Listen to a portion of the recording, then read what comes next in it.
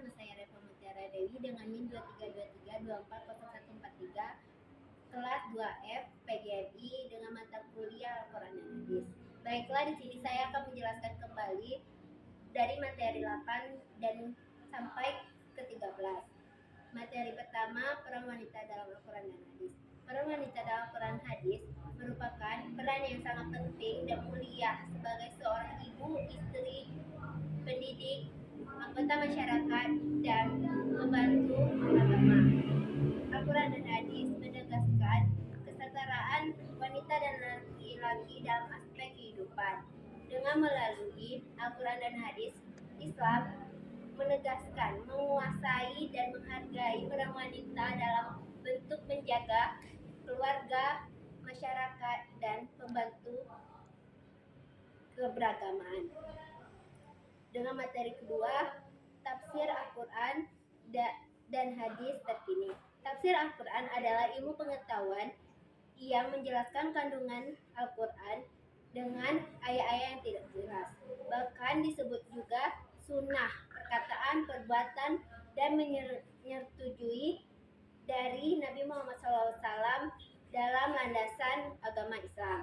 Baik, dengan materi ketiga, penerapan Al-Quran dan Hadis dalam kehidupan profesional. Penerapan Al-Quran dan Hadis dalam kehidupan profesional yang sangat penting juga dalam bidang profesional. Dengan hadis adalah untuk diterapkan dalam sikap, sifat, karakter dalam agama Islam. Baik, dengan materi keempat, kontemporer hadis dan Al-Quran sumber hukum Islam. Si hadis sebagai sumber hukum Islam. Sebagai sumber hukum Islam, keabsahan dan keberadaan hadis sebagai hasri dapat dipertahankan dan diakui sebagai integral dan kansana hukum Islam. Dan selain itu, penjelasan tingkatan sumber hukum Islam menegaskan bahwa hadis merupakan sumber hukum kedua setelah Al-Quran dan bukan sumber hukum yang terdiri sendiri. Baik, materi kelima, kontemporer dan kontroversi tantangan dalam Al-Quran dan Hadis. Kontemporer merupakan unsur-unsur yang melakukan era zaman atau periode yang saat ini. Sedangkan kontroversi merupakan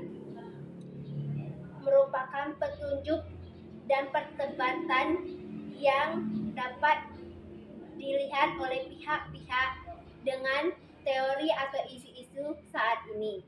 Dengan materi ke-6, relevans ajaran Al-Quran dan Hadis dalam menanggapi tantangan